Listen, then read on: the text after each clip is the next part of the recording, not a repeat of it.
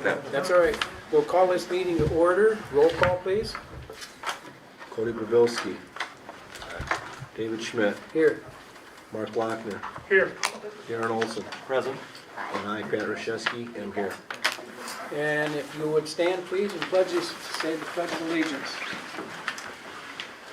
I pledge allegiance to the flag of the United States of America and to the republic for which it stands, one nation, under God, indivisible, with liberty and justice for all.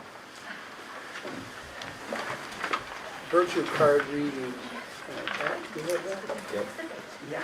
Perseverance. Perseverance is being steadfast and persistent.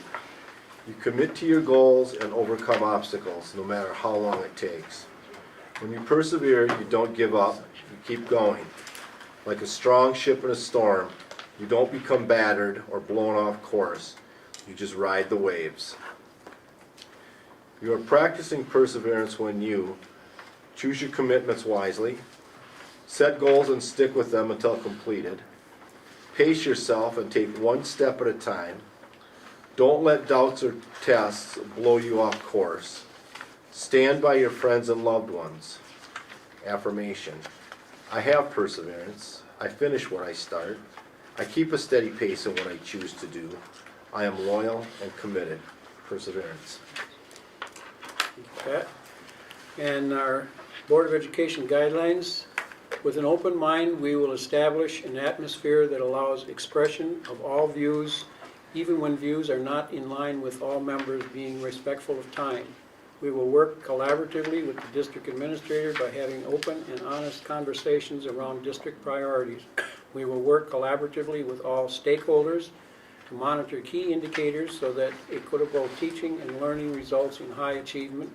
And we will work toward building and a trusting environment where both students and staff can reach their full potential and celebrate successes in academics, the arts, and athletics. Those are our Board of Education guidelines. And now we come to the part where we have public comments. Do we have any public comments tonight? Let me read this first before we open that up. Public comments. During the public comment period of the agenda of the board welcomes comments from the public on any item not on the agenda. Please know that pursuant to state law, the board cannot engage in conversation with you but may ask questions. The board may refer the item to staff, a standing committee, or a future agenda for discussion and action.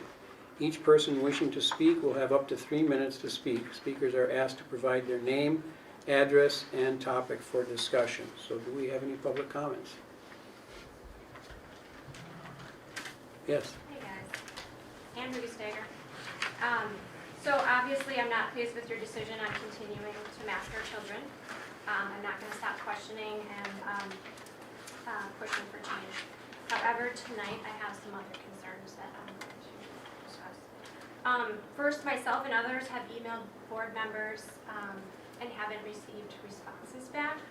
And I just want you guys to know, I know some get forwarded on to Terry or Keith and then they're supposed to respond. However, if we're emailing the board, we would ask that you please respond back to us. Because we want to know that you are looking into the concerns that we actually have. And then second, Ethan has Mr. Plummer for practical engine mechanics. And he's mentioned since the school year started that they were trying to get some tools for the class.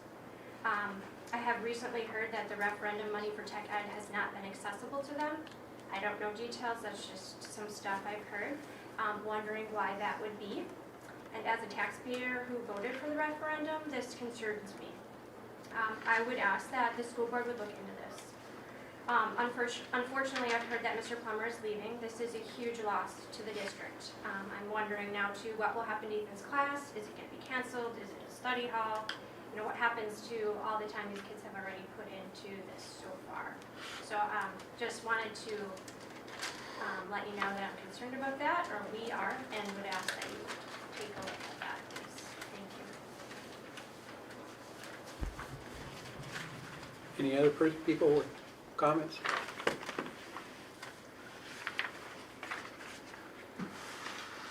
We'll look into those. I will. I'm Okay. Nicole Waterniece, and I live on South Young Street. my kids are in the district, and I second her backing her up in stopping the masks. It's ridiculous. There's no scientific proof that the masks do anything. I know for a fact that some of you on the board do not agree with them as well. It is clear because there's two sitting in front of us now that are not wearing them. And I wish that you would speak up and help our kids out and do what you need to do to help our kids be kids. Yeah, along those lines, Paul Geller, 362 Kimball Ave, Nekoosa.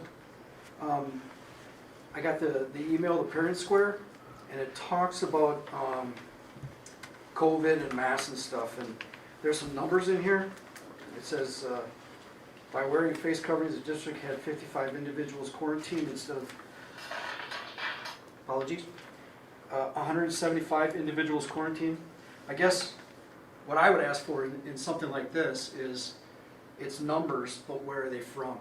Like a source, right? Because that could have come from anywhere. And it doesn't mean as much when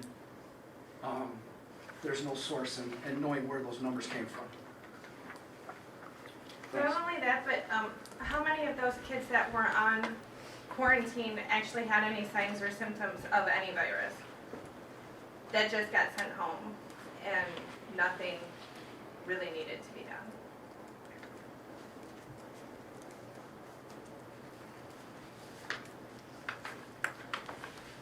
We're working on those issues, so. Is she still at work time? Sure. Okay. So my name is Marcus Sievers. Some of you I know very well. I live on 320 Crestview Lane in Nekoosa here. I am an educator and also a parent of students in this district. I do not teach at this per se district. So the district that I work in currently does not have a mask mandate, okay? What we see there is we are seeing higher numbers of cases, and it's left up to teachers to go and do contact tracing. So not only am I taking time out of my day to do this for our school, it is becoming harder to do. So when people tell me that there is no scientific data that says masking does not help, I call lies. All right, 100% lies. All right, you can laugh all you want. Why don't we be considerate, okay? Courtesy. All right, that's all I'm asking for. You're calling them flyers. I'm not calling you liars. I'm saying there is scientific data that shows masking lowers the number of cases that are transmitted in schools, okay? I can pull up data right now, right? If there's questioning on my scientific data, all right? Here we go, hold on. So, starting this year, in counties that did not have mask mandates, okay? Such as where we're at, there was not an entire mask mandate. Per 100,000 students per day, there's a case of 16.32 students, okay? Schools, that's with mask mandates, I'm sorry. Without mask mandates, it goes up over 50%, okay? You're sitting at 34.85 cases per 100,000 student hour days, okay? To me, that shows there is a significant drop in infections going on to COVID. But not only masks for COVID, we have seen numbers drop in influenza students having common colds over the last year. So, you know, why are we picking this battle to argue against? Is it liberty, justice, life? Okay. The Declaration of Independence, I believe, says something about life, liberty, and pursuit of happiness, right? American ideals. Constitution says states have the power to put in place laws to protect their citizens that the federal government does not. All right, that's where Wisconsin is at. So I'm tired of hearing limited numbers of people that are afraid to stand up against people that are putting these information out saying there is no information. Did you mention your source though? My source for that? Yeah, I'll give it to you. I think it is CDC, actually. Yeah, CDC government. Whether you think our government's lying to us, okay, there we stand.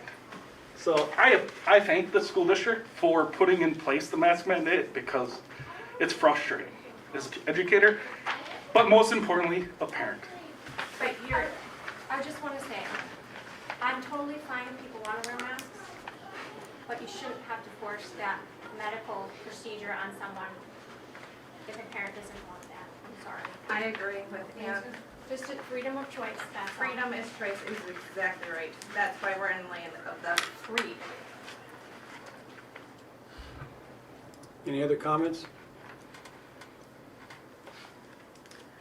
Okay, hearing none, we'll move on to our scheduled business. We're going to showcase schools and student learning tonight, CWSA update. Hi. Hi. For those of you who don't know me, I'm Nekoosa. I am the chairperson for CWSA, Central Wisconsin STEM Academy. STEM stands for Science, Technology, Engineering, and Math. We are a charter school. We're found inside the AMS Middle School. So things are going great. We've got some good things going on. Our mission and our vision are finished, and I'm going to get copies of it to you to put into your next month's packet. We're going to start to work on the measurables for those visions and missions. In probably February, we're going to give our new teacher a chance to get accustomed to working in the CWSA and how she sees we should be measuring, testing, figuring out how our children are improving. Our teacher is Mrs. Clea Peasley. She's doing an awesome job. Just wonderful. She's so calm, and the kids really like her, and she's got great ideas, different ways to approach education. Just excited to have her in the classroom. And she works alongside Mr. Chris Goodwin. And this 9 weeks, their focus has been on a topic called food insecurity. And so the students have been working on topics related to lesser food in the United States.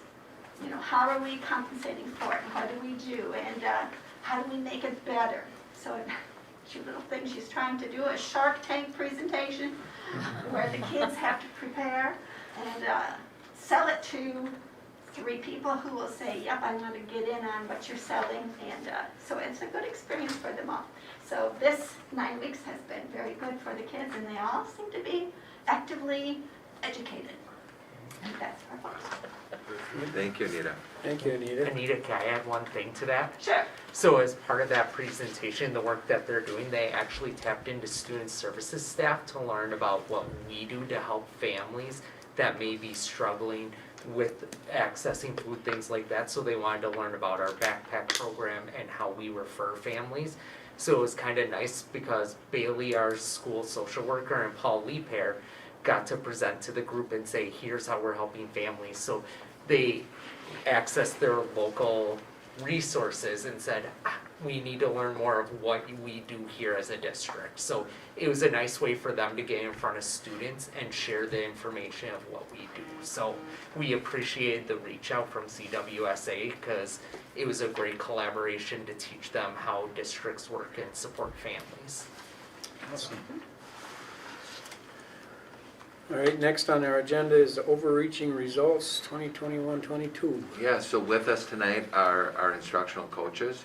So we're teaming up this month, and we're doing middle school, high school, and Stacy Hahn and Beth Kaminsky serve the middle school and high school as our instructional coaches. So what they're going to be focusing in on August, September, October, is our 3 self-directed thinkers, and that message is all students are creative, self-directed thinkers, prepared for and able to adapt to a changing world. So they're going to be sharing some of the work that we've started this summer with our middle school and high school staff, who are working more collaboratively together this year. They're meeting, how many times do the high school and middle school teachers come together a month? Twice a month. Twice a month. So with that, we're glad you're here, and we have you all queued up here. I don't know, Keith, Nathan, did you have anything you wanted to share on the front end? Nope, I think you All right. did a nice job. Good. Good evening, everyone. Stacy and I are excited to be here tonight to give you an update on the work that we've started to engage in as a 612 campus, in essence. And we've really jumped in, started the work over the summer, and really have engaged our teachers, I think, in a really positive way. To talk about how are we going to engage our students? How are we going to make sure that we are setting them up to be successful? And that really starts with how are we ensuring that our teachers are successful, that they have the tools and the resources to provide the best education for our students. And so I know one of the things that Terry has shared with you is this book. And so if you want to go to, I'm the informal spokesperson for the two of us today, too. So we work together on this, but I'm going to do the bulk of the Resignation Team. So one of the big pieces, and my understanding is that you guys read chapter 1, is that this work is not done by one person. And so if we had just one sole person who was responsible for overseeing all of the teaching and the learning and the engagement that was going on in our schools, we probably wouldn't be really successful. We know that our administrators have many different things on their plate. And so we work collaboratively as an admin and an instructional coaching team to talk about what are the best next steps for our teachers, and then ensuring that we're preparing them to find success in that work. And so Stacy and I are the two people who are working together on the 612 campus to make that happen. So if you want to talk a little bit about yourself. Sure. This is my 20th year in education. Previously, I was 18 years as a special education teacher. Some of the areas of focus, Beth and I are both focusing in on GNR, but also having been a special education teacher primarily in the math classroom, I'm also helping support Bridges math implementation. They're in their second year at 4th and 5th grade level, so I'm helping the teachers with that. And also CPM math support. CPM is fairly new to our district, so we're still working on bugs and kinks with that, especially as we get new schedules.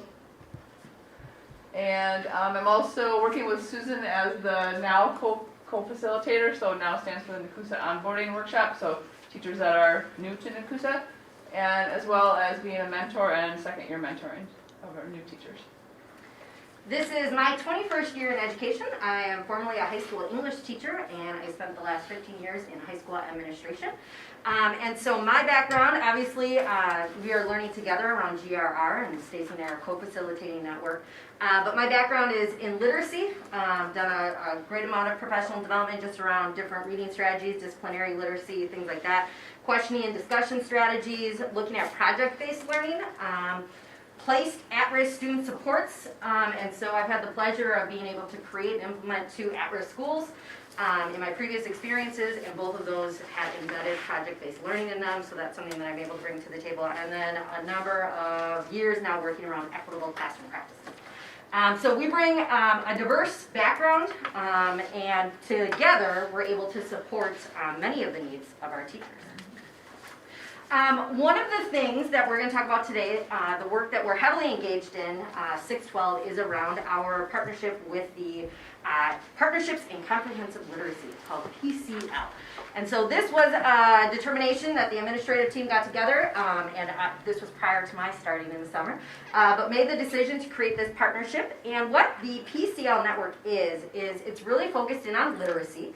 And focusing in on how a focus on literacy can improve in a variety of areas. Specifically, they're looking at student learning, teacher perceptions, school climate, and school processes. And in order to address those 4 areas, the PCL network really looks through the lens of classroom literacy frameworks. They look at school-embedded professional development. They look at layered interventions for struggling learners, and then accountability and research. So there are 10 key features for the PCL network, and currently, right now, as a 612 group, we are focusing on 3 of them. Obviously, we can't do all of them, and we're just starting our work with PCL, and it is going to be a multi-year process. But for us, over the course of this year, we're really zeroed in, and right now focused in on coaching and mentoring, and that's where Stacy and I come in. We are pushing into classrooms and supporting teachers in a variety of ways. We also are utilizing model classrooms. So we currently have, and we'll talk about this in a little bit, 1 classroom at the high school that's considered our model classroom, where I'm working intentionally with that teacher many times over the course of this semester, where we're learning together about the work that we're doing with GRR, which we'll talk about, and then how we're taking that work out to the rest of the staff. And then the last piece is collaborative learning teams, and that's where the admin team and the instructional coaches are working together to support 612 cross-curricular professional learning communities. So again, while there's 10 components right now, we're really focusing our time and our energy this year on those 3 right now. When we look at those professional development supports then that are part of PCL, you'll see that there's a number of pieces here that they will expect us to engage in over time. But for us right now, to complement what we just discussed, we're really centered in on observing and coaching teachers in effective learning practices. And you're gonna hear about those learning practices in a few minutes, but that's what Stacy and I and the admin team are also pushing in to give teachers direct feedback on the work that we're doing in that area. We're also really heavily planning a lot of our time around our professional learning communities and preparing opportunities for them to learn together so that they can then take that back to their classroom. And we're doing that through a variety of things that we're going to talk about in a little bit. The GRR that we've been talking about, or that I've mentioned, is the gradual release of responsibility. And so that is a structured way of teaching and learning that Fisher and Fry. They've been around for a very long time. They're kind of tried and true individuals when it comes to the education world. And it really is a framework for gradually releasing the responsibility to students with their learning. Now, what we often hear in education is, well, we've been doing that. GRR, I mean, it's one of the things Stacey and I talked about earlier on. Like, this is just something we're always doing, right? But you really have to be intentional when you're working hard to release the responsibility of learning to students. In my experience with project-based learning, you can't just say to students, hey, go come up with an idea and just go work on it, right? You have to gradually build the skills, the knowledge, the dispositions for them to actually be able to do that work. And so GRR allows them to do that. And so there's 4 elements to GRR: focused instruction, guided instruction. Those are more teacher-led. Those rely more heavily on the teacher. The collaborative learning and the independent learning, then, that's when we start to see that gradual release to the students so that they can work independently or more collaboratively with their classmates. So one of the elements then that we've been talking about is coaching and mentoring and the importance of our role with this work we've been talking about. And one of the things that we started to kind of kick off our positions this year was we sent all the high school and middle school teachers a menu, and you can see it kind of here, it's based off of appetizers, entrees, and desserts. So teachers could choose kind of their intensity and their desired interest of how much support that they need in what area they need it in. So very personalized, and then Beth and I were able to help those teachers along, and we're continuing that work as we go on. We'll probably going to be updating this and sending it out again second quarter, second semester. So the menu allows some teacher choice and can make it very specific then to the coaching and the mentoring that we provide to them through that. With GRR, it's a little bit more prescribed then. And so when we're looking at our gradual release of responsibility and we're looking at that first element of focused instruction, what we're doing right now as an admin coaching team is that we are giving regular and timely feedback to our teachers around their use of, right now, focused instruction strategies. So right now, at least once a week, every single teacher in the middle school and the high school is receiving feedback, either verbally or written, from either a coach or an admin about their work with focused instruction. So they've done some studying with it, they've done some videoing with it, and now they're actually implementing that. And so we're actually going in and providing that feedback so that we can keep that loop of communication going about how is the work going, how can we support you with that, and how is this going to play into our next phase of GRR.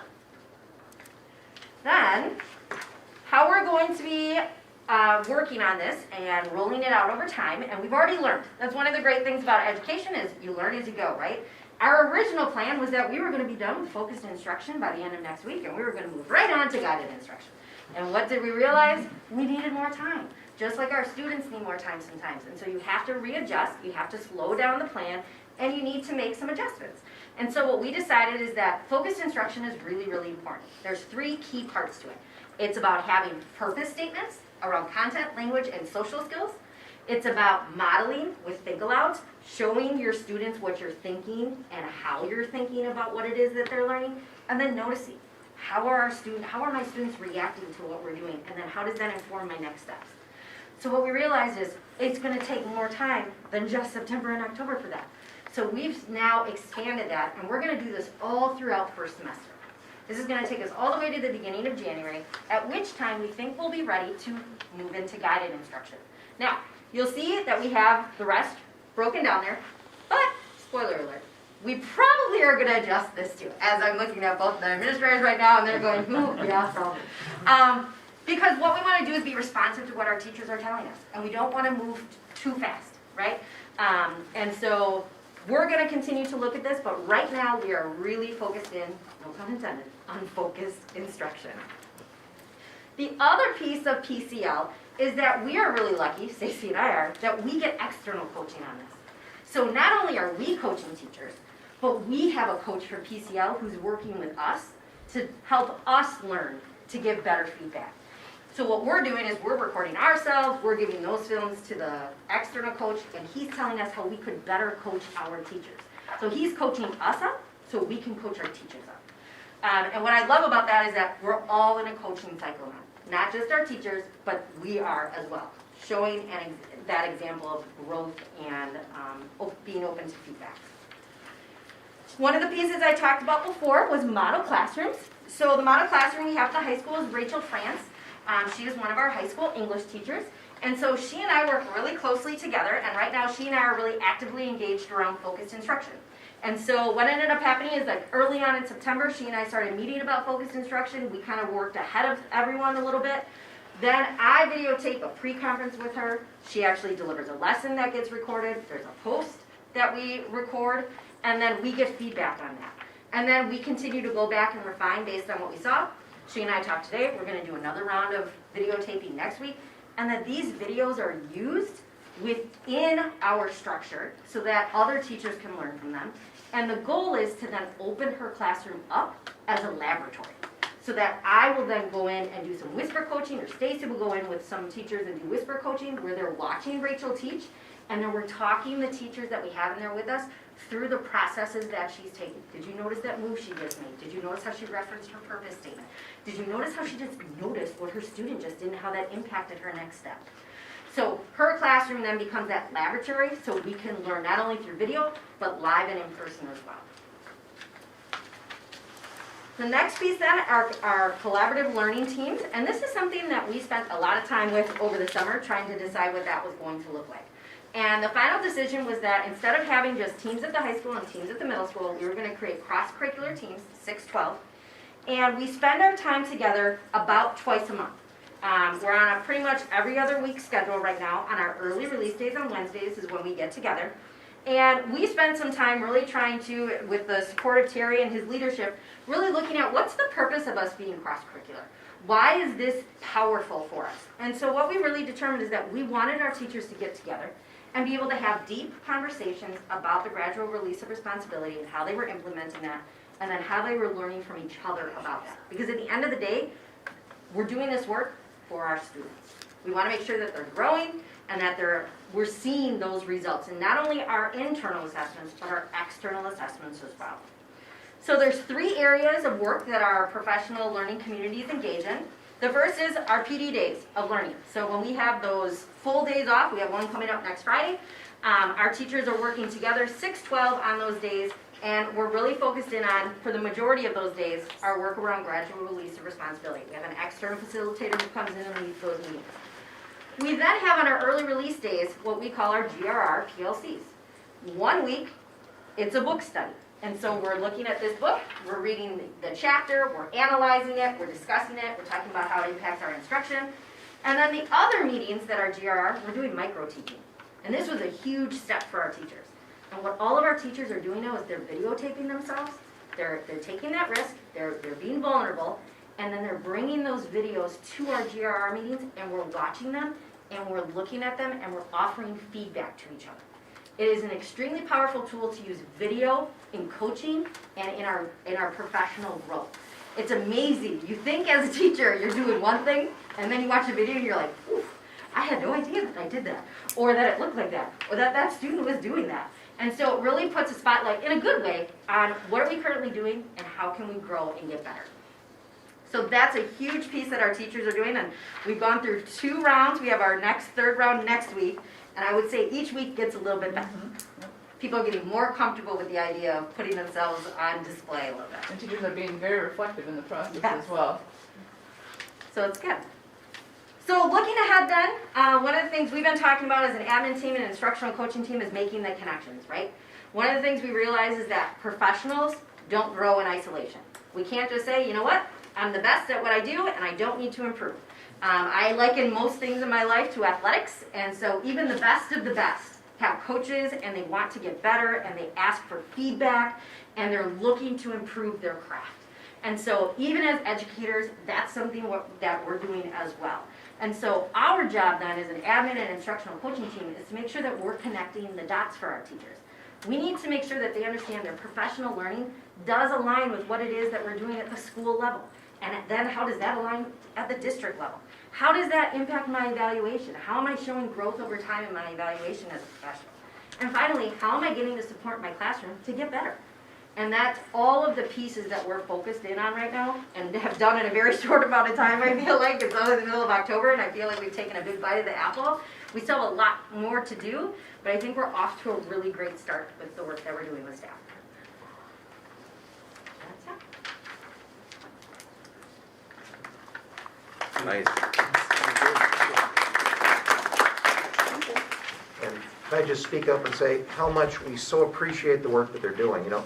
The life and the work of, Keith could probably speak to this one, the life and the work of a principal is we go in, we want to support whatever, but then we arm wrestle with Maslow to see how much we can get done on a given day. The teacher might be out, or students in crisis, and we have to deal with the lower level things to keep everything going. And sometimes if it's just us, that means that our support for the teachers is going to vary based on what we see in a given day. They keep it constant. They make sure we guarantee support, and that just keeps going and working alongside them. And it's been a lot more productive for all of us in just working together. That I've been very grateful for that. Go ahead. Can I just ask one question? So, there's a lot of work going into this, and what's the end goal? I mean, what's the measuring stick to know whether or not this is working, or what's, you know, I mean, to improve the teachers, to get better grades out of the kids? I mean, or what is the vision for the future of this, and how, and what the measuring stick is going to be? I would defer to the admin. Can I take this one? Sure. Our overarching results Yeah. for right now is engaged learners. Okay. And an engaged learner is not a compliant learner.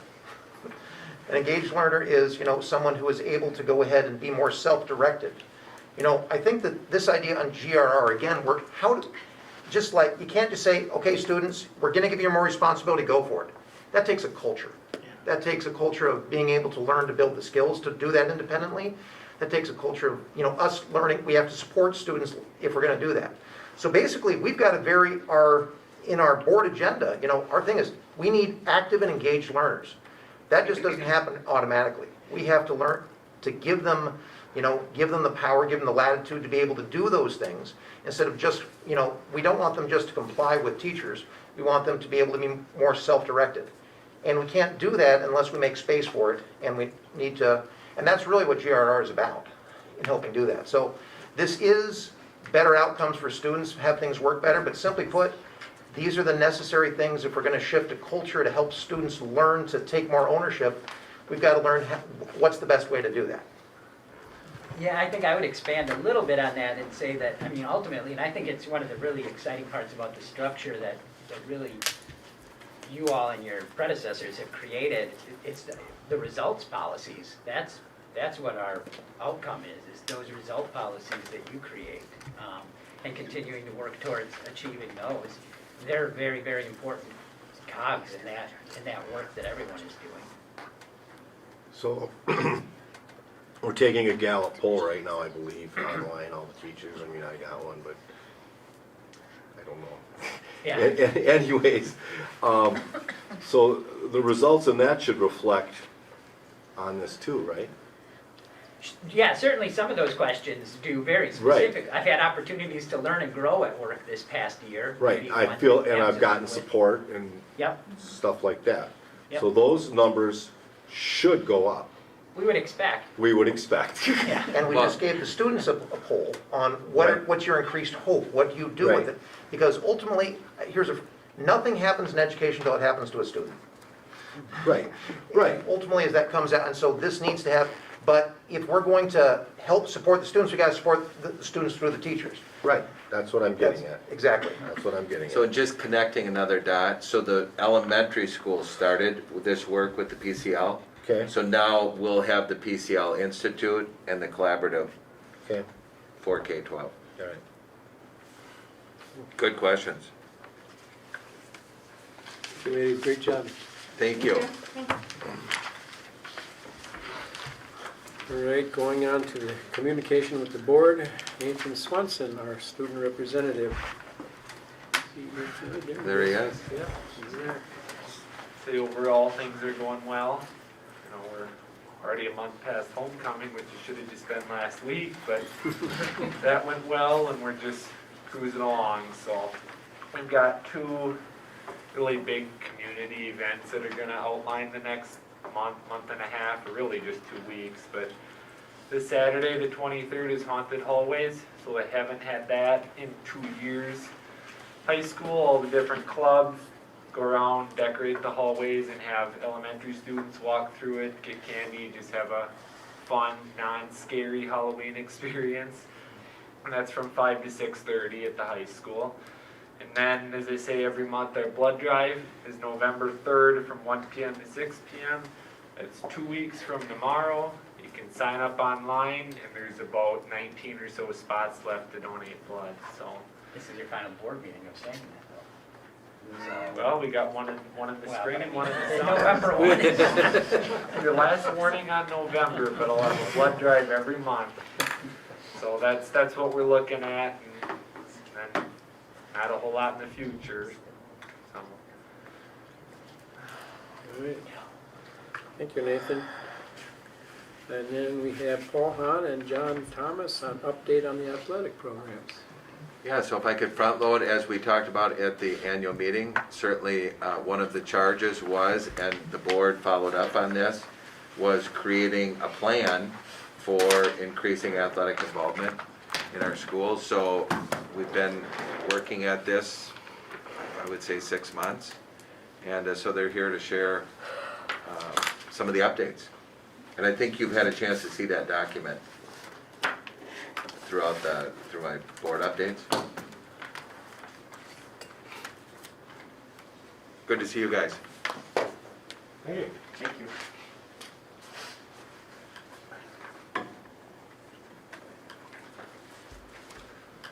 All right, we have as long as my battery lasts here. A while back with the new facility coming, we talked a lot about our athletics, where it was going for our future. And part of the things that we came up with were what was it we needed to do as a district to support our athletics better.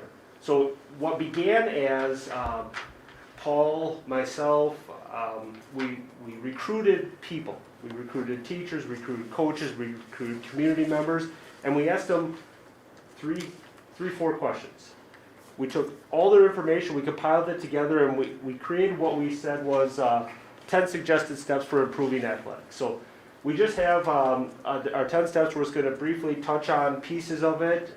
We'll answer any questions you have as we go through it, and we'll go from there. So our vision statement for the district. So this is back to the subgroup that was created in March of 2021. This was, what do we want our district to stand for? So a vision statement was created. Nekoosa Athletics unify those who take part on teams as well as the entire student body and community. The central goal of our athletic program is to foster characteristics and qualities such as sportsmanship, integrity, commitment, reliability, perseverance, and resilience. By taking part in athletic programs, students are given the opportunity to improve their skills, compete physically, build relationships, and have fun in a safe environment. So that was kind of what came out of the first part of it. What do we want athletics to look like?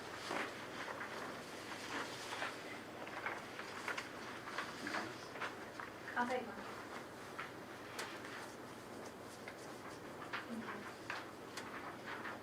Good.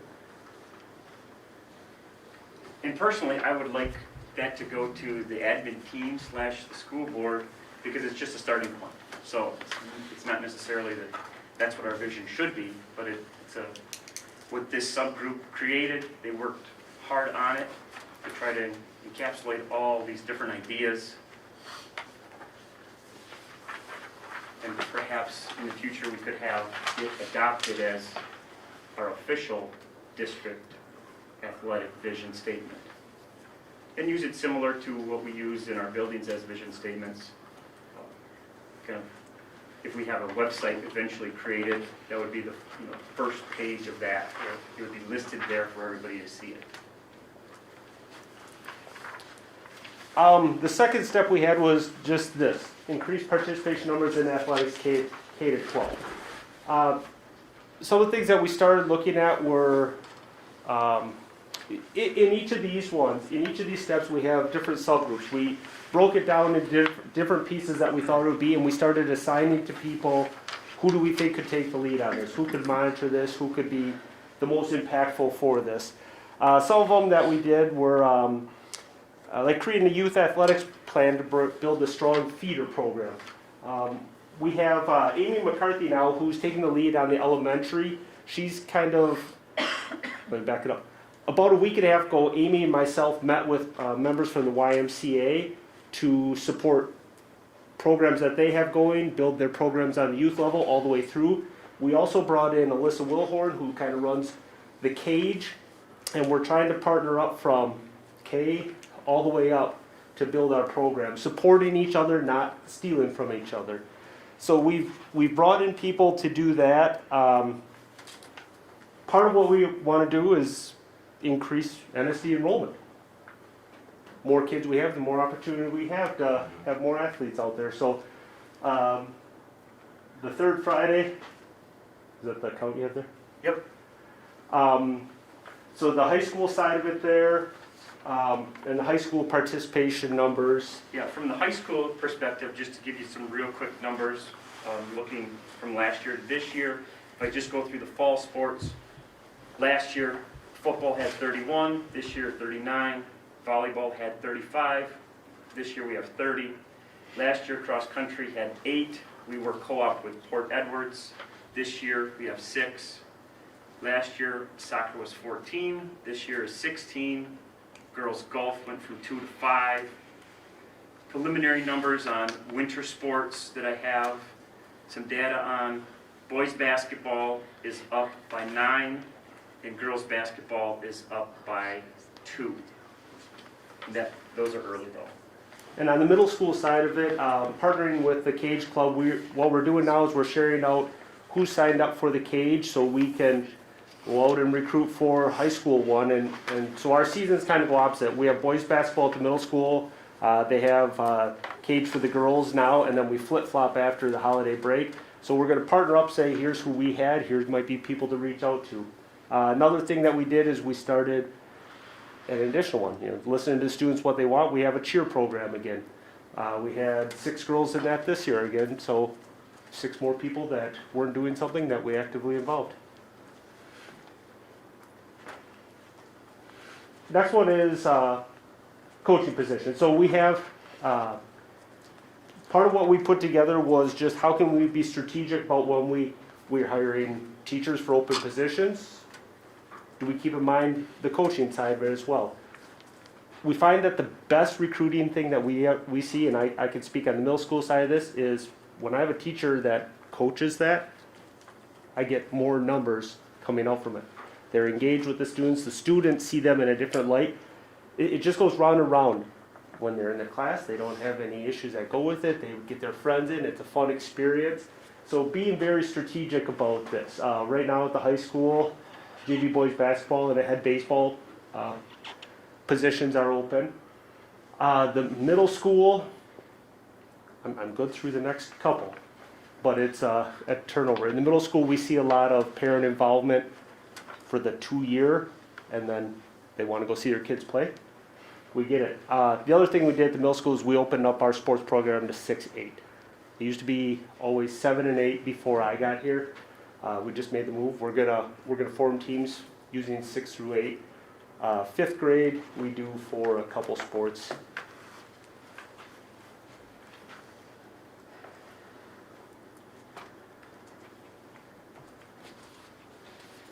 Step 4 was to increase support for athletics.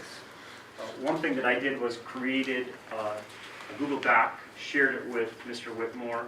It had all of the fall home sport events listed, and we tried to encourage as many of you to sign up so that we would at least have one person from the school board / administrative as a representation of you guys there. And I don't know, can you open it, or if you, it is a link. It doesn't look like it is, but, and if you can't, No, not in this But one. the majority of our events had multiple people, and all but just a handful had at least one person there representing, just giving our coaches and families, athletes, a sense that you guys care and value athletics. So this is the link where everybody says, hey, I'm gonna be at this event, I'll be there representing it. We're just trying to fill all the spots that we have, board, admin, anybody that wants to come up. So we'll do that again? I was gonna say, Paul, are you gonna do that? I just for the created winter? the winter one, and it's in your mailbox. Oh, really? Okay. Good, I'll share it with you guys. Can I make a comment on that? So I'm going to echo Mr. Thomas's advice on hiring and getting coaches from within that school, because those teachers see those students every day, and that is a huge thing. One, they're always keeping track of grades, making sure their athletes are doing what they're supposed to be doing, but then they also have that increased face-to-face time to recruit those students for those programs, and that is, I think, the #1 way of getting kids to come and be involved in that. So. Yeah, I agree. I mean, I've been a coach for a long time, but it is hard for me to talk to any kids there today because I don't work here. So that is always nice when inside people are the coaches of this. You do get a lot more participation. You know, I echo that, but I remember when I was the greeter at the middle school, and I coached softball that first year, I recruited heavily, just at the door. I wasn't a teacher, but Very important. I got a lot of girls out that had never played softball in their lives, and some of them are going out as freshmen this year. And we Some see of a those lot same that. girls. Yeah. So yeah, So. but I was at the school every day. I They saw need- every they kid need that you walked back. through the door. They need you back as a greeter, See, there Well, you go. that may a happen. recruiter. Let's talk that. Not right now, though.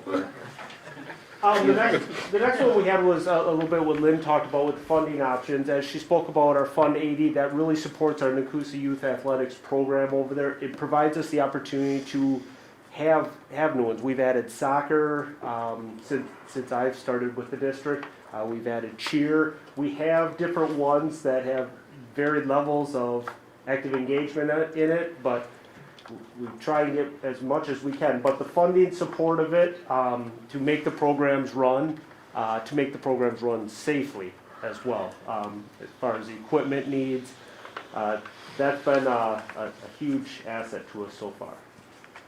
At the high school, we have put together a 4-year cycle for new uniforms. Thus far, wrestling, boys basketball, track and field, cross country, soccer, and volleyball have all received new uniforms.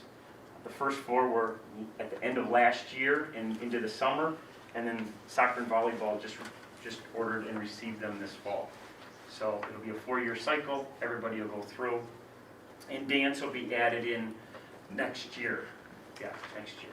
So they'll get a piece of it as well. And on AMS side, we did baseball, we did softball this previous year.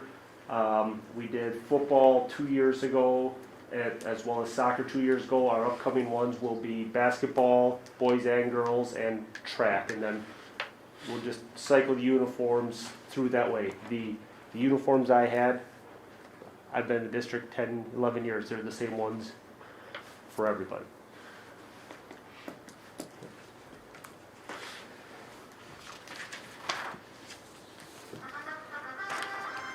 Step 6 was to increase communication. Okay. It wasn't me. Increase communication around athletics district-wide. In my opinion, the big thing is really going to be once we get a new district sports website put together. Jen Jackson and some of her classes are going to be working on that, primarily second semester. So we do have to wait for it, but it's really where I see that location to go, one-stop shopping if you're looking for athletics. Whether it's what's the fundraising that we might be doing, who's the coach, how do I contact them, winter practices, how do I sign up, all of it, all in one spot. So you go to the main page, then it's broke down by buildings, and then it's broken down by the sport. So I just think it'll be so user-friendly, because we do get a lot of questions from people, well, I just need to contact somebody. How do I find that person? And to just have one location where they can go, and then find the person to get the question asked, it's half the battle. has Jen given you any idea when this is gonna be happening? Just second semester. Second semester, The majority of the work will be in that, a class that she must have second semester Okay, that can allow our students to Okay. build it. that's fine. I just was asking, yeah. Are you thinking, is that just gonna be for school-related stuff, or is there any discussion around, I mean, because we got the youth football program, we got these baseball Oh, yeah, no, I program think and it things should like that be, it should be the whole district. across- Yeah, it okay. should be all the way down. That you would be able to find all these people, their practice schedules, everything, signups for I was just every gonna say sport, signups. all the way down, Okay. all the way down. Good. And that leads into the Amy McCarthy at Humke Elementary School. She's kind of taken on the youth side of it, as I referenced earlier. John Gutierrez, and her have connected on the youth programs, how we're going to get it out, getting it into the backpacks of kids, and also using our parent square, which we use district-wide, to put that information out. So we're trying to hit it twofold, supporting on the youth side as well, and then along with putting it for the website. Step 7, PE curriculum and classes that support athletics. At the high school, we have 2 new PE classes. One, I should say, isn't completely new. We taught it, I believe it was 4 years ago, and it's now returning. And then the other one is brand new.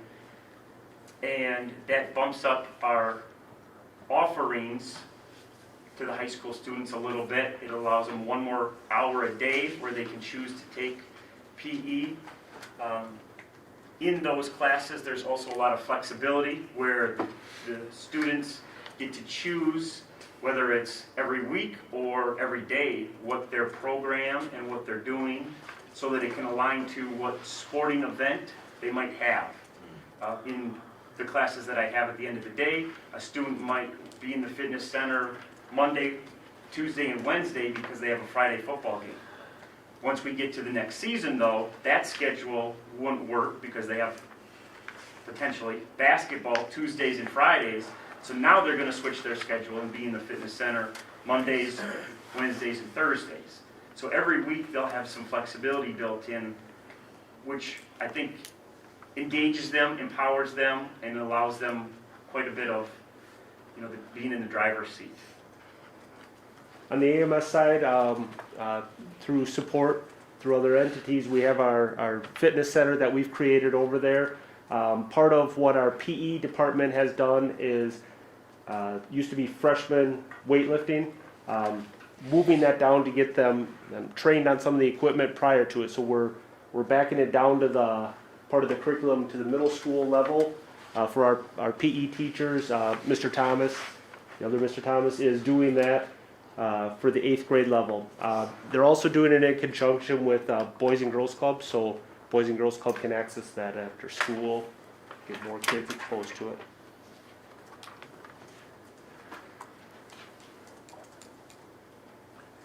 Not all of them do we have laid out just yet.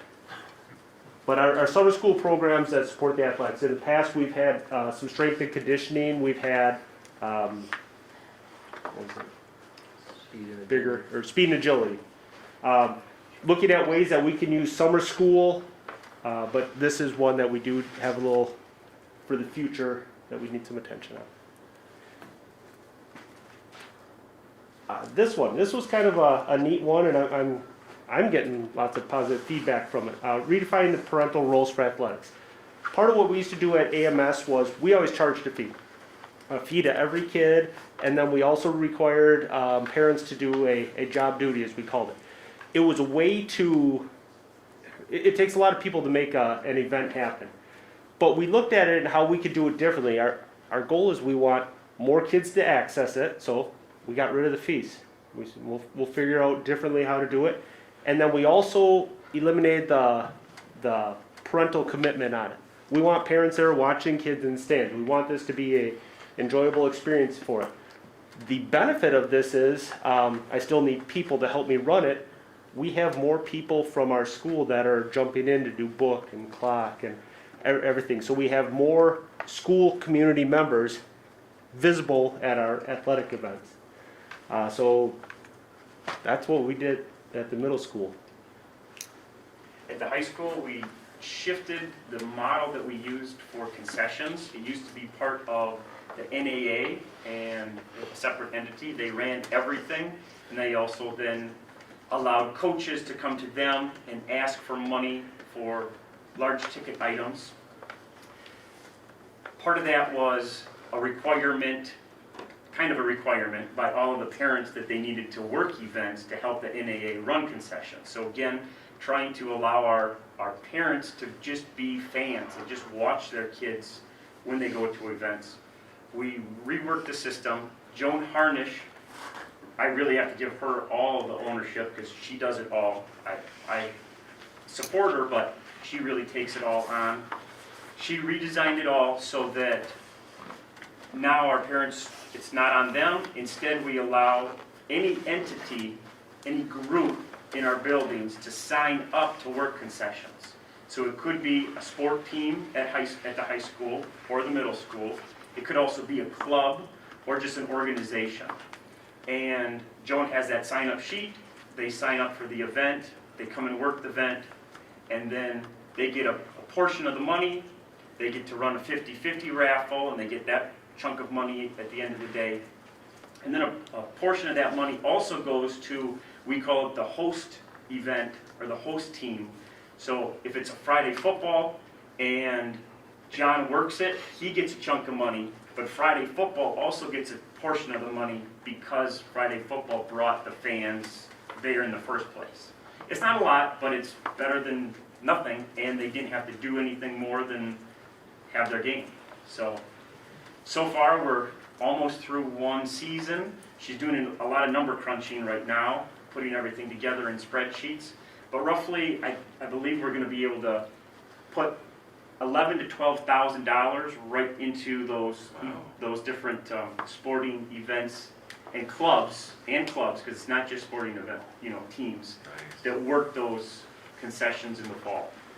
And we will tweak things a little bit as we move into the winter, because there's things we've learned. We've never done it before. So trial and error and tweak as we go, but we'll keep improving it as we go. She also has a couple of student helpers that help her stock, do inventory. So she leans on them as well, but she's doing the majority of it on her own. So.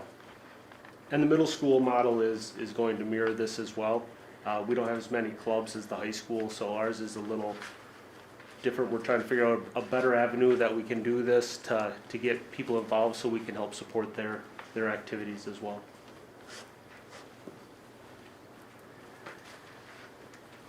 Step 10 was to increase school and community spirit. So we revitalized what used to be called a pep club. It's taken the name and the branding of the Sparkle Squad. Some of the things I'm sure that most of you have seen is the district yard signs, being proud to be a paper maker, the t-shirts, the Our House t-shirts, and then also the pins that they're selling. So those are just a couple things that are brand new, and they're very excited, our Sparkle Squad. So those are our 10 steps that we kind of put together, and there's more in each of them, but those were kind of the highlights of all of them. Yeah, great. So we did have a question at our Thursday workshop. We talked a little bit about communication. So and that was, do you want to bring that up, Darren? Was it you with the schedule? One thing as a coach and as a parent, one thing, it's always hard to seem to find the schedules and find the communication to grandma and grandpa about when things are happening. I guess, has there been any thought about how we can reach the outside people about some events, or all the events? I'll just take my mom and dad. If we wouldn't tell them when the kids are playing, it's hard for them to find it. It'd be nice to see, maybe like you were saying with that website that would have all the schedules. Maybe that would be helpful. Yeah. Sure. So both at the high school and the middle school, we use our school scheduling. That's a system that we pay to use. And Joan has a little write-up, the directions for how you get this app on your phone. Yeah, I have the app, yeah. Yeah, so to me, that is that is the smartest thing if you are at all interested in knowing what's going on in our district.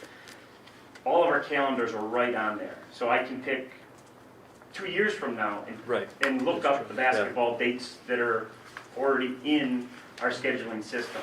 So But that's- having that app and that link put on your phone is probably my first suggestion. Yeah, so, And getting that information to them if they have a smartphone. yeah, or Yeah. they can get it on the computer too somehow. Exactly. But for our older generation, there might be Yes. some avenues Right, that we could pursue or, as well in our community letter. yeah, or even to the communication, to communicate that site is there. Yeah. And the instructions. Because my mom and dad they're not computer illiterate by any stretch, but they ain't gonna go searching around all over to find it. But if we had some instructions or a link they could click on, then they would set up their notifications Sure. and, get all the stuff, so. Oh, what is that app? Our school? Our school, but it Just looks our a little different. You have to type in, specifically whatever language to get that app, otherwise it takes you just to the Our School site. And Like letter R, right? the letter R, Yeah. small, It's an lowercase. activity schedule. Yeah. Yep. Is that something that has a link on the district site? It is. Yeah. If you go to where the calendars are. But to be honest with you, that calendar that's on the computer, it's clunky. Yeah. The app is so much cleaner. Okay. It's just so user-friendly. So I wouldn't recommend using the computer. I really wouldn't. Okay. Yeah, especially if somebody isn't, computer, Yeah. really, really good with computers. The app is so much easier Okay, because it just cuts out everything else. It just gives you the date and what events and where they're at okay. and the time.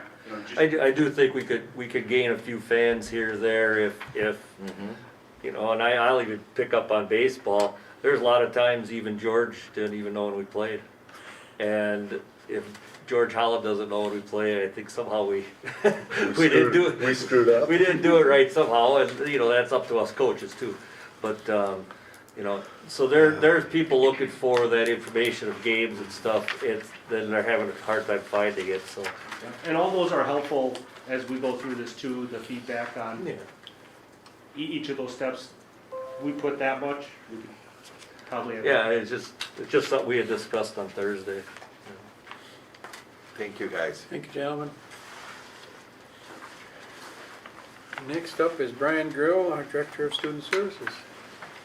I'll have updates next month. I'm going through self-assessment. So, keep being short and sweet for you. All right. All right, I'm excited. To be determined. Yes.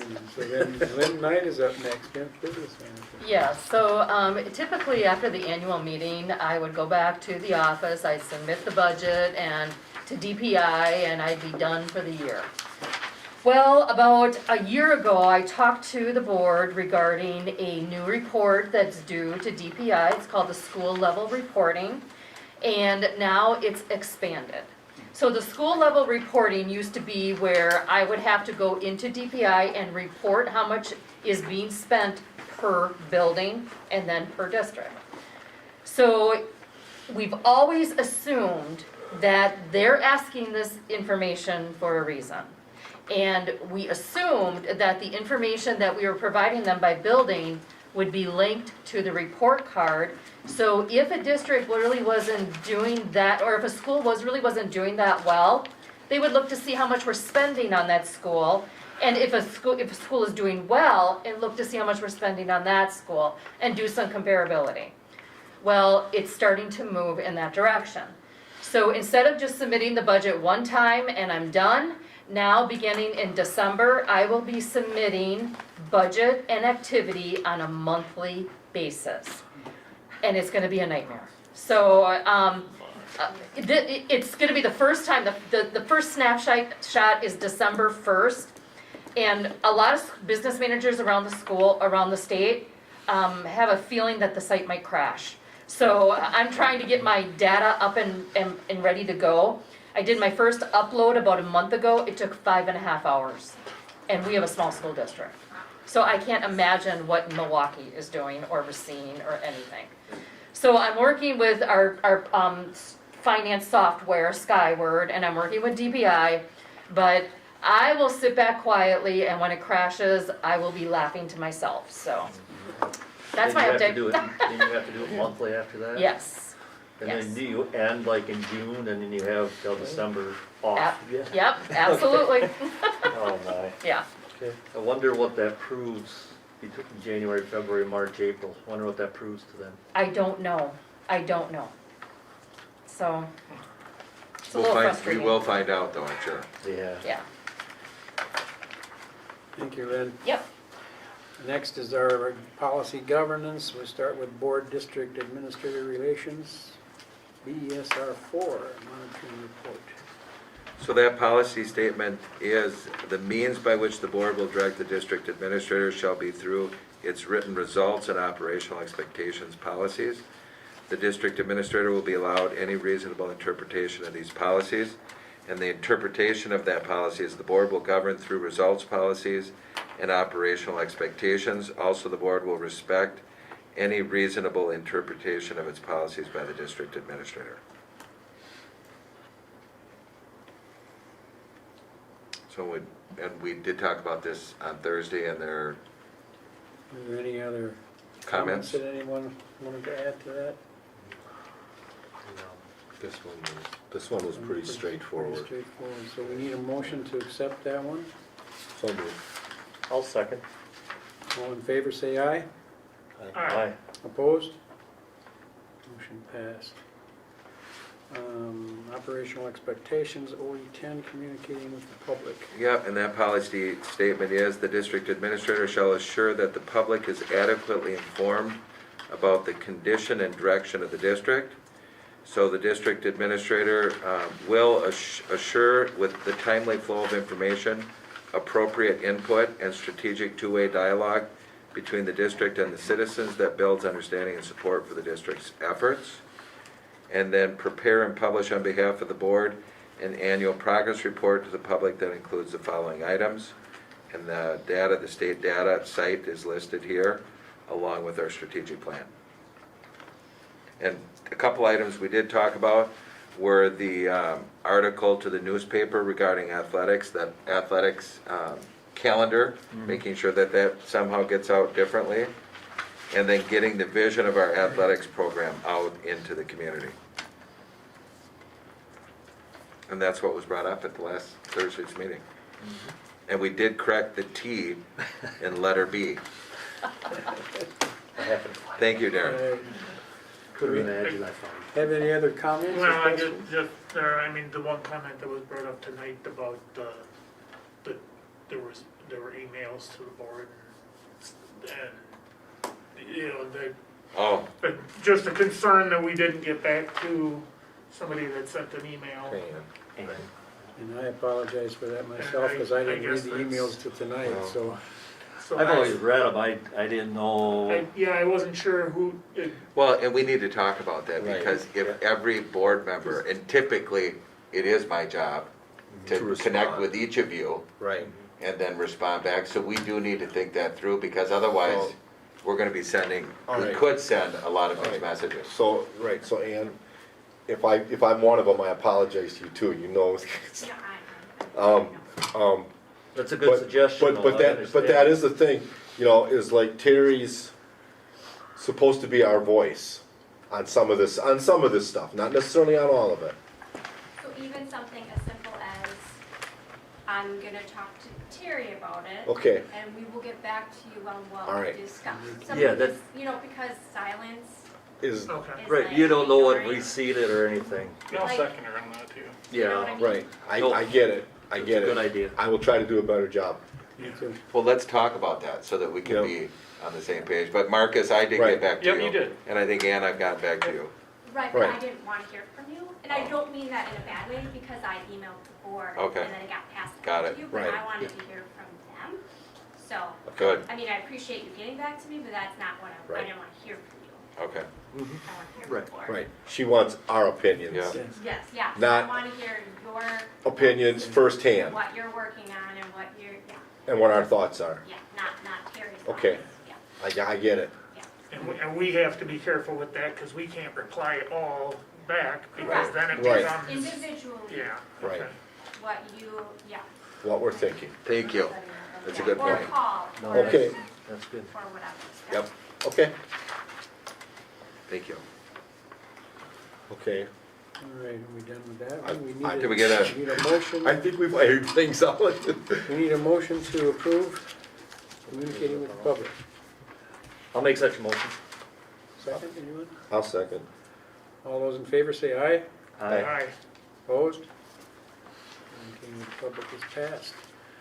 Next on the agenda is other board work. We have Lynn Knight on the third Friday in September count. Yes, so just as a reminder, the school district is required to count students 2 times a year. It's called the third Friday in September and the second Friday in January. The third Friday in September is used for the revenue limit, which we talked about at the annual meeting, and the state aid formula. And the second Friday is used only for the state aid formula. So the third Friday in September is a very important count.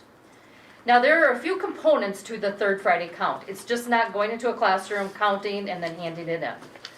First, you have to do enrollment, which is kids in seats. And we had some good news for kids in seats district-wide. We had a head count, it's called a head count, of 1,217 compared to 1,170 of last year. So that's good news. This is a good news, bad news scenario, so I just want you to focus on the good news for now. Felt So that the coming. good news is, the head count was wonderful, so that's the enrollment.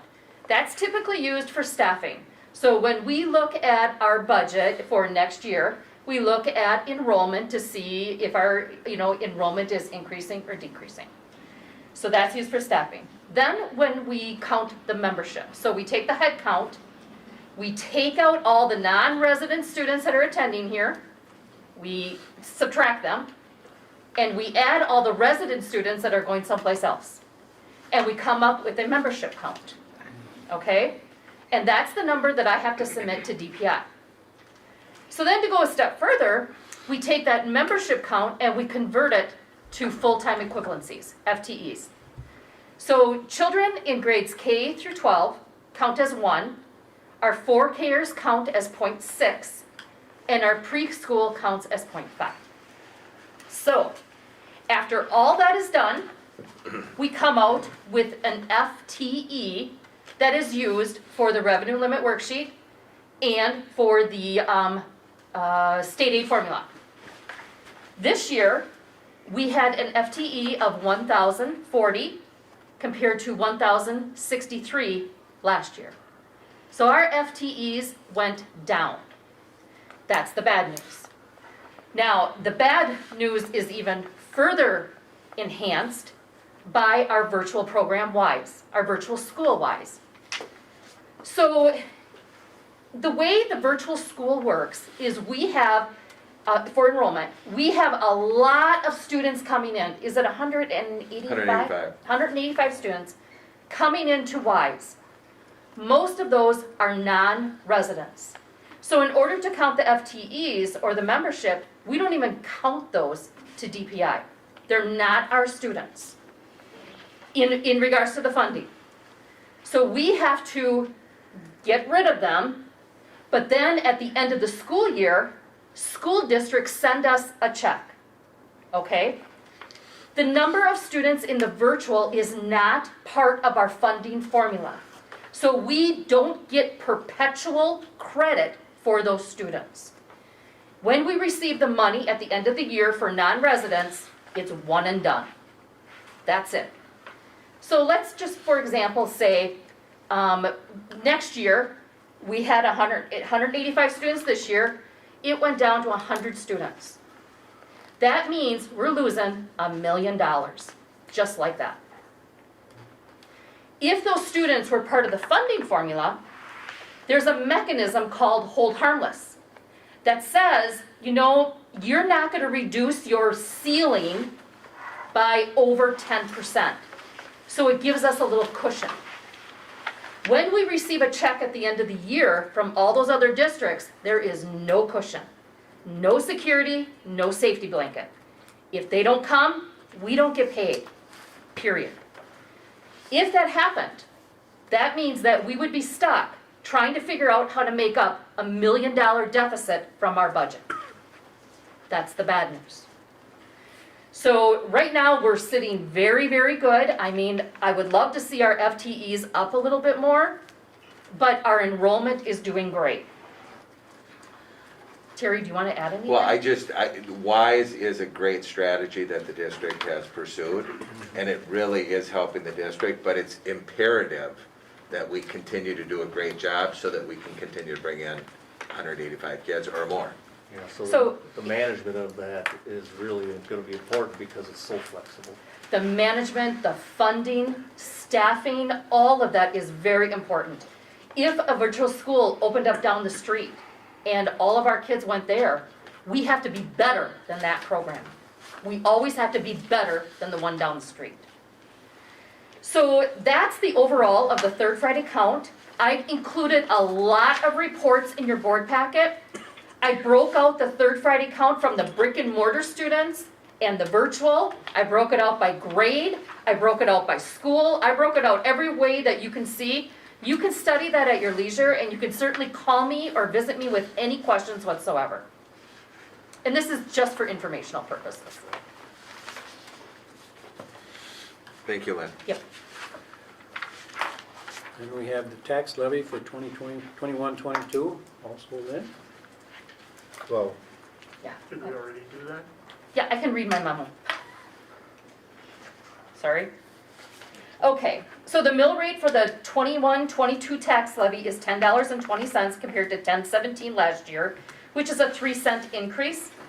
The total district 21-22 levy is $12,328,850 compared to $11,799,541 in 2021, an increase of $529,309. We have district levies for the general fund, the debt service fund, and the community service fund, as listed in your memo. Administration recommends that the sum of $12,328,850 be levied and assessed against all taxable property of the school district of Nekoosa to pay the expenses of the school district for the 2021-2022 school year, and that said amount be placed in the general fund, debt service fund, and community service fund as budgeted. And I'd like a roll call vote, please. We need a motion. to we that need a effect. motion in a second first. I'll make such a motion. Do I have a second? I'll second it. Okay, roll call vote? Cody Bobilski, not here. Dave Schmidt, Yes. Mark Lochner, Yes. Darren Olson. Yes. I vote yes. That is approved. The second one is, in addition, administration is recommending approval of the 2021-2022 budget as presented. Do I have a motion? So moved. Second? I'll second. Roll call vote? Cody Bobilski, not here. David Schmidt. Yes. Mark Lochner, Yes. Darren Olson. Yes. I vote yes. And that also is passed. Thank you very much. All right, then we have John Sprain and Susan Baldwin on summer school reports for 2021. Yay, Here we go. here we go. So Susan and I are tag teaming on this right now, and she's gonna pass out some information pertaining to summer school. It is. Just a quick recap while Susan brings us around. We'll tag team again first of all on this, as she shares this information. Last year, 2020, not 2021, we had a limited summer school experience. This year, we kind of really took it in a new direction. And again, last 2020, there was really nothing K-6, a limited experience in 2020. And this year, Susan really built on her experience of what she's going to talk about more in a minute and what she did in 2021. At the K-6 experience, we really did a reboot, and most of that went away. So what I'm going to do just for fun, summer school by the numbers.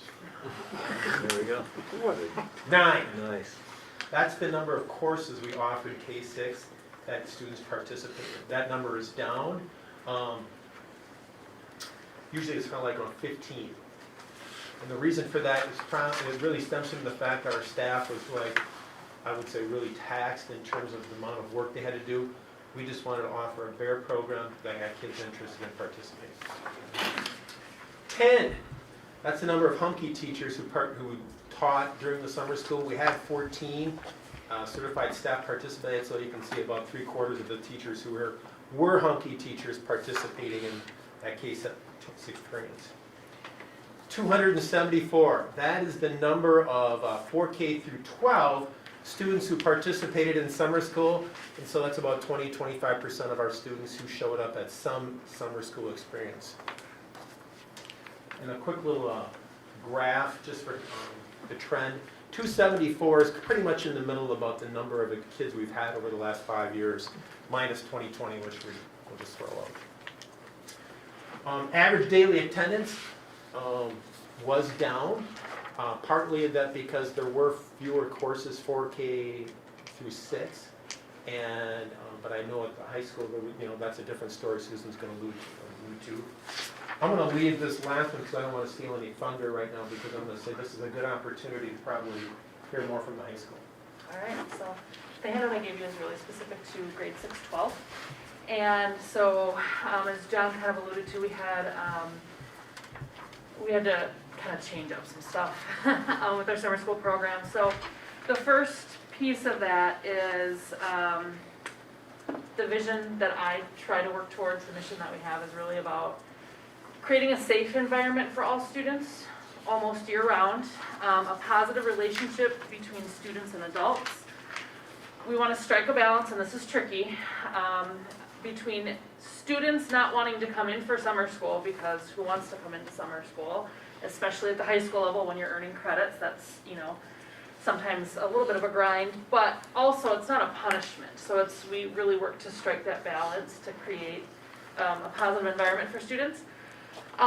We want to also welcome students into the high school before they become high school, because the transition from the middle school to the high school can be jarring for our students, so we want them that opportunity to be in our building and get to know some of our adults.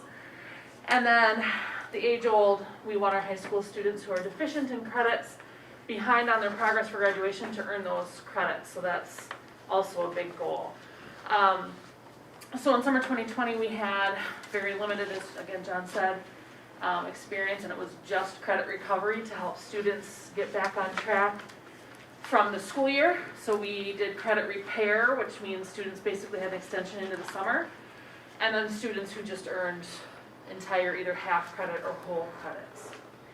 So last summer we worked as a consortium with Adams Friendship and Wisconsin Dells. And just to give you a little bit of perspective, if you can see kind of the numbers of the total students that we had participating in summer school, is 136 last summer, just grade 6-12. High school is probably right around 100 total students. When we met Adams and Dells and I, and we talked about what success meant, they had ballpark of 10 students, and they were pretty proud of that. So we had 54 students specifically just earning credits, and so I was pretty proud of that, and happy that we really had a lot of students on the path to getting back on track. But we also expanded some of those fun classes. We had a lot of students coming in for band, some of those sports programs that Paul and John talked about earlier. There were camps. We had week-long classes so that kids could just come into our building and have fun cooking. Great Outdoors was pretty popular. We took kids out fishing and whatnot. So we have kind of our work cut out for us at the high school, because we currently have about 57 students as of August, so this number's changed a little bit, who are behind on their credits towards graduation. Largely because of COVID. That at-home learning was a struggle. Some of the things that families are going through. So that's kind of why we've expanded our offerings, and we're working towards that environment at summer school for our students. And so that takes me to just a bit of a preview. You may have heard we're going to run some night school starting in November as another opportunity, and it's going to run very similarly to summer school. It's not summer school related, but just that it will run similarly as another opportunity for students to either gain credit that they might be behind on, or just work on their stuff from the regular school day, like a structured study hall kind of review. So we're going to start that in November. So with that increased expenses, a number over here, one of the things that, just to report on, We spent about $143,000 for summer school. That's a lot. That's about twice as much as we spent, I'll say, pre-COVID. A lot of those expenses went to, as we said, hey, we're in trouble here. We got to get these kids to where they need to be.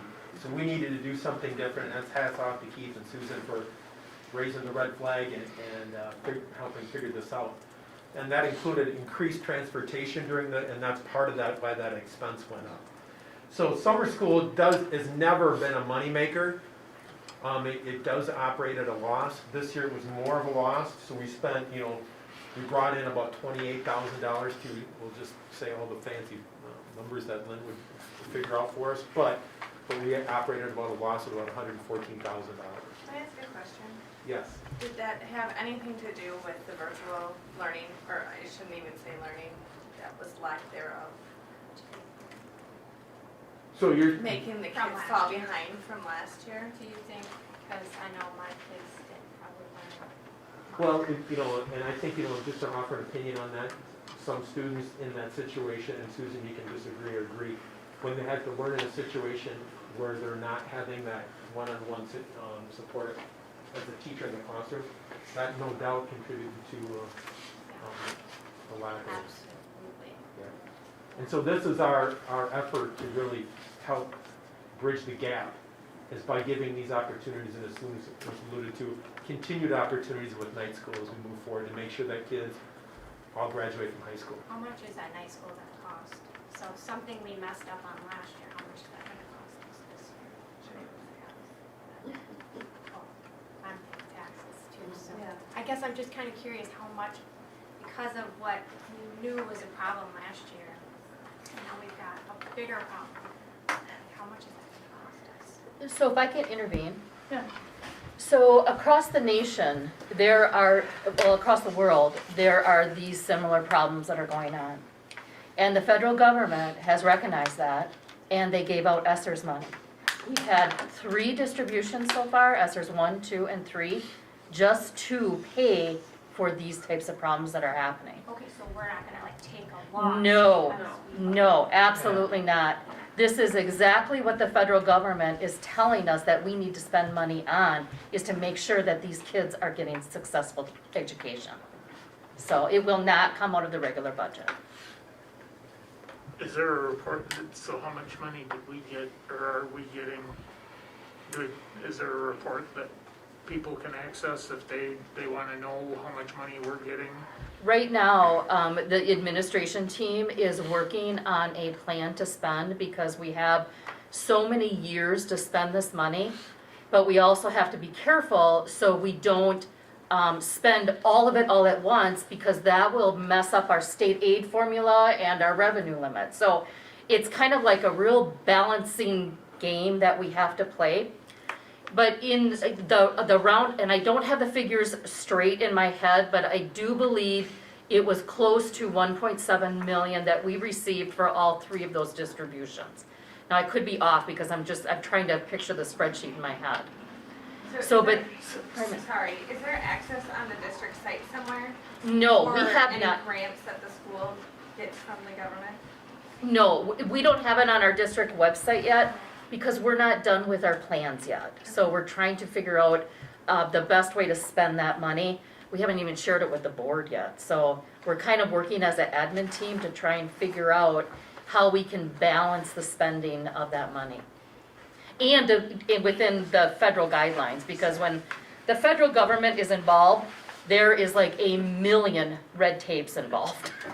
So we're trying to balance. Actually, I don't even. Government recognizes that school districts are struggling because of something that's happened in the past, so they're gonna give us money, but that's gonna get counted against us when it comes to our state aid. Always does, yes. Funding Okay. formula, yeah. You have to play with the formula. You have to have a good business manager to do that. But that is something we have to report on, so you will certainly. So are there going to be any adult evening classes?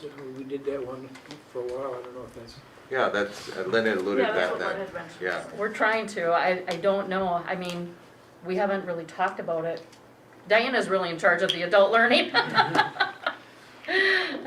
But yeah, we'd love to bring our family back in, but not sure.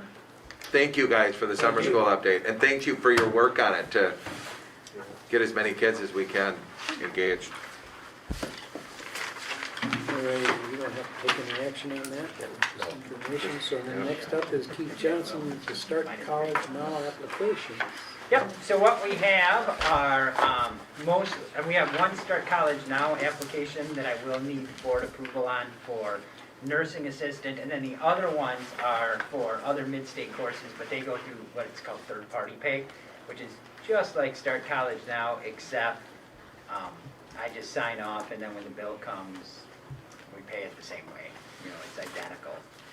But what we have for next semester, would have been about 3 years ago, I guess now, we started a nursing assistant class at the high school. So what happens is, we have a classroom at the high school that Mid-State uses for certified nursing assistant courses, and that class room meets in the evening. It's a Mid-State course, opened up to the public, and then we have quite a few of our students that will take the class as well. And so then what happens is the district, they do that through the Start College Now, our high school students. And so I have 6 of those that will be, 6 students who will be doing the Start College Now, nursing assistant, and then 1 student will be doing Intro to Diversity Studies at Mid-State. I just need a vote on the one application, and then the other ones are just for your information. So I need a vote to approve all the Start College Now applications. Do we have a motion to that effect? I'll make such a motion. Second? Second. All those in favor, say aye. Aye. Opposed? One other exciting note is that today we were the second school to do this with, the Nekoosa Academy was the second school to do this with Mid-State, but we did what was called an admit day. So all of our seniors were admitted to Mid-State. Chris Severson, who is one of the executive deans at Mid-State, came over. Morgan Anderson, who is our liaison with Mid-State, came over. She met with the students, they went through their application, completed it, they were immediately admitted. She will then be coming back each month to work with them. Next month is going to be FAFSA, the free student aid application, and then continuing along. Doesn't mean the students have to go to Mid-State, it just simply means it's an option for them. They are admitted and can attend, so an exciting piece there. All right. Next up is Nathan Black with the KMS Behavior Management Plan. I'll smooth out visuals, but let me just start. So just as a, and again, I recognize I'm the last item on an already long meeting, and so I'll entertain levels of feedback you'd like to give, but when we came to the board probably about 2 months ago, I explained to you, here's some of the updates that we're doing as far as our moves as far as behavior management. Now, in the behavioral management plan here, I'm going to quote Lynn from a little bit earlier. What I'm showing you right here is nothing new, but we're making these changes to show increased transparency. And so when I came in as principal this is now my 4th year at AMS, we instituted some moves to be able to help focus on building skills among students. When misbehavior occurs, when students don't have the skills to meet expectations. And there's many things, and over the course of the last 4 years, we've seen incidents gone down very dramatically over that course. And specifically what we've seen is when something occurs, it reoccurs a lot less when we're taking this approach. And so part of the reason that we've got that is, okay, we're up and going, good. Can you scroll down? So most of what you see on here is exactly the same as behavior management that you saw before, that's been approved in past times. The areas that I just added more detail on, could you scroll down a little bit more, John? Is right in here, just to give a little more idea on what's known as the restorative approach. Now, if you could scroll up just a tip, John, there we go. At AMS and CWC, we use a restorative approach to resolve conflicts with students. This behavior and conflicts occur when students don't have the skills necessary to meet expectations, and our approach is built to help students build the skills and avoid future incidents of misbehavior as they repair the damage from current misbehavior. In other words, and so the following chart helps provide an overview of thinking that informs this. Scroll down a little bit. I'm not going to go through the whole chart. I just want to highlight a couple big differences. So case in point, I got an email, phone call from a parent earlier this week. And they're saying my student is not getting along with other students, they're being mean to her. What are you gonna do to that student? And to sort of get that. And my first glance is, I don't know. I haven't talked to your daughter yet. I don't know what she needs to be able to get on this. You know, one of the areas is, under the traditional, focuses on the person who misbehaves or needs to be punished, the victim does not have a voice. In the restorative approach, the focus is on the victim and what collectively needs to be done to repair the situation. All parties affected have voice. Those two girls sat down together with me and we had a good long talk. I'll tell you right now, nobody fights harder than friends because they know where their hot buttons are. And just being able to go in and say, and talk, hey, and so a lot of this is, here's what happened from, here's each perspectives, what did you feel when you were talking about that, how did that affect you? And both of the girls are just talking and working their way through it in many ways. In cases they were, you know, I was saying, did we get enough? No, I want to keep talking. And they were able to sort it out in many cases. Now, I will say these are girls I've worked with before in these areas, but they knew they'd built the skills to verbalize a problem instead of just sort of assume the worst about the other. One other thing, and so this area right in here is policies, rules dictate a prescriptive response for given behavior. What's going to happen when something comes? I don't know. And so we've gone through the idea to figure out what was the impact on somebody and how are they going to, and what does the victim need to get better? You know, the way John Thomas and I talk about this is, what's the end zone? You know, where's the healing? What do we need to do to let healing start occur? Now the healing is, if given on the situation, it may be between a teacher and a student, maybe a student and student. In many cases, if it's a public thing, it's between the teacher, the student, and the school, or a grade level, or a class. And so there are larger consequences that will come based on who was victimized in a given situation. So this is less of a, okay, I'm going to look up on a slide rule. Here was the problem. Let's look at the slide rule. What's the consequence? We have to sort out what is the correct response to it. And I've been working at it for 4 years now. I think I'm starting to get good at it. But it's an area of how we learn to do that. So I'm going to have you scroll down a little bit for there. And so, now that's not to say we don't have consequences. I mean, again, the emphasis is not on the consequences, but I left everything that's on here for the consequence rubric because I've given every single one of those consequences over my time in the last 3 and change years. However, except for expulsion. We haven't had one of those at the middle school during that period. But in that, thank you. Let's keep that going, we hope. But just to give an idea on transparency of what goes into that, because it isn't. So administrators will choose the appropriate consequence for each instance of misbehavior based on A, the nature of the violation, B, the suggestions of the person most affected by the misbehavior, the victim on that side of it. I'm being guided by them. And then C, the degree to which the administrator determines the student who misbehaved is working in good faith to repair the situation. You know, there are some people who tell you what you want to hear in many cases. And you work through that, you recognize that. You find out, especially from the other person affected, are you good with this and are they playing through? And so in some cases, and I'm going to put this, if an administrator determines the student misbehaves, is not working in good faith, then we sort of suspend the restorative justice process and we'll just go back to the standards and say, okay, you're not going to work to repair it, well, we got consequences, here we go. And I'm not going to lie that sometimes that approach is what brings people to the table. Someone to take a little more seriously in there. But just as a process of, and so I'm putting that in here, the consequences are all still there. They're still out there. But I'm trying to provide some transparency, and here's what the thought process we're doing, here's what we're trying to help students learn how to do, and here's how we're approaching the very difficult behavior situation of how do students, it's middle school. People are going to make their mistakes. But how can we have them to learn that and not be stigmatized by it and be able to come out on the flip end of this being a stronger process? And so, anyways, those are the revisions I put in here. Most of the thing is similar to earlier ones, but I just put that to your approval to be able to help just provide more transparency on what our process is. Thank you. So, any questions? All right, thank you. Thank you. We need a motion to approve the behavior management plan. So moved. Second. Second. All in favor say aye. Aye. Opposed? Approved.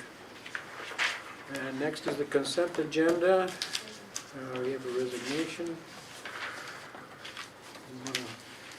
say anything about that? Mr. Johnson, you want to speak to Darren Plummer? Yeah, sure, yeah. So, as you can see in the letter, Darren has accepted a job with, back in the paper industry, and will be pursuing those opportunities that he has with a very significant pay. And we did spend some time with him today. I'd like to address, because I know Ann was very concerned about this, and I got the email today, and I went and talked to Theron, because him and I kind of got we're not close, but, you know, I built a relationship with him. And I literally asked him to reconsider. I did. And I talked about some things and listened to his concerns. And then when we talked in Keith's office later, well, Terry was there too, it came down to a family decision.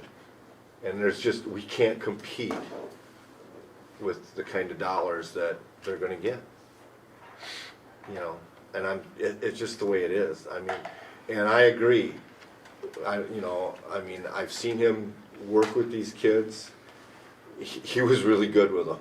He was. And, you know, and I've talked to kids that had him, because he took 3 of the academy kids into his new engines class this year. And I talked with one of them, and he was upset, you know. And he said, you know, he really knew his stuff when it came to engines. So yeah, he's going to be. I guess now I'm concerned what happens to all those kids. Well, and that, They're just you and me miserable. both. Yeah, right. I mean, whatever the circumstances are, whatever,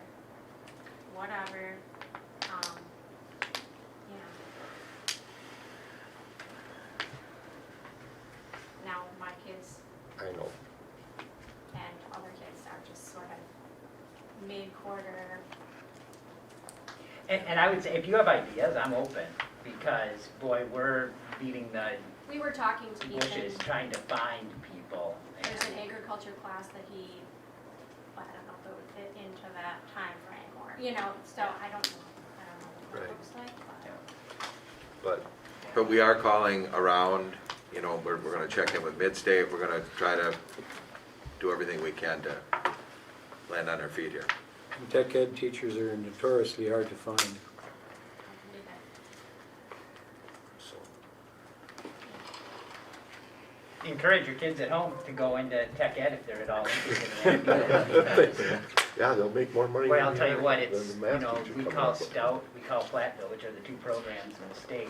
They're graduating about 3 or 4 kids a year for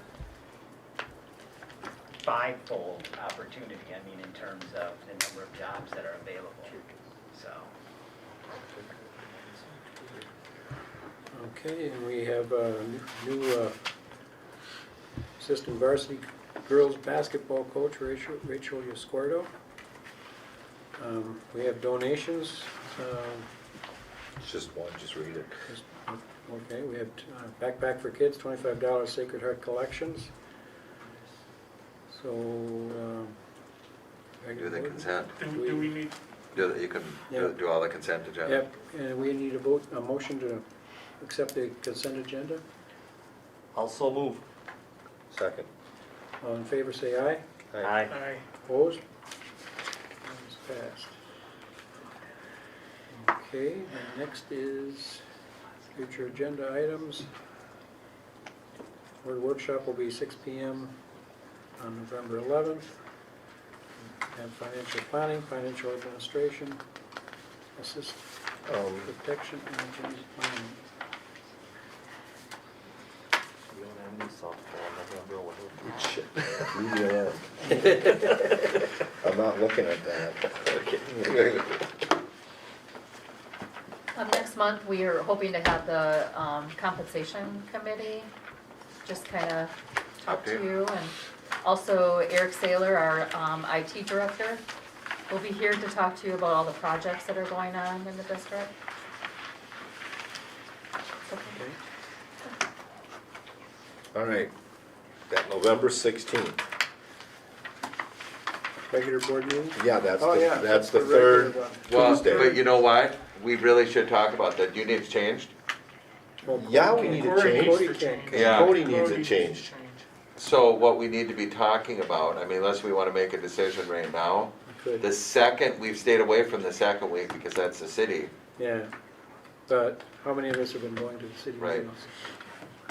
So we could do the first, I would suggest we go to the second. Second? Pat was saying, suggesting. Well, it would that work too. good for, it's not that big a deal that I get the second. I'm just saying it would just, It would work We've better. it would work better for. Workshop at the meeting the same week, but well, then we're gonna have to move the workshop up because the board meeting, Yeah. Workshop will have to be the first the Thursday. workshop's needed. Right, we need the We'd workshop, have I to do get the- it. We'd have to do this First Thursday, Thursday. second Tuesday.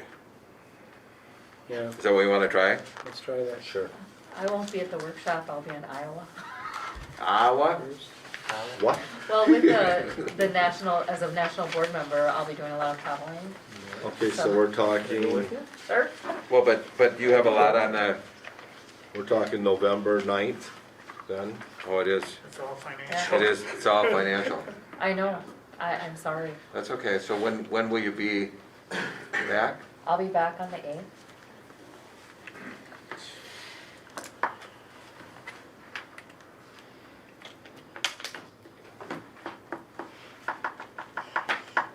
I can have everything done before I leave.